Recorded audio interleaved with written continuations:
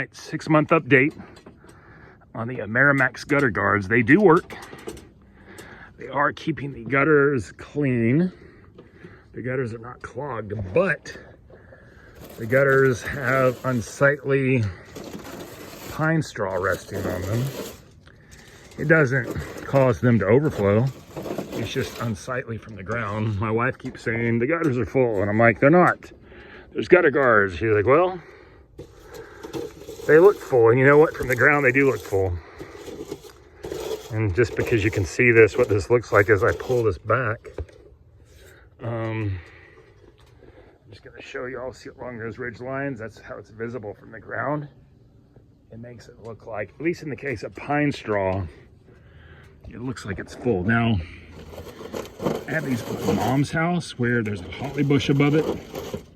There's an oak tree, and they don't get all resting on the screens like they do here.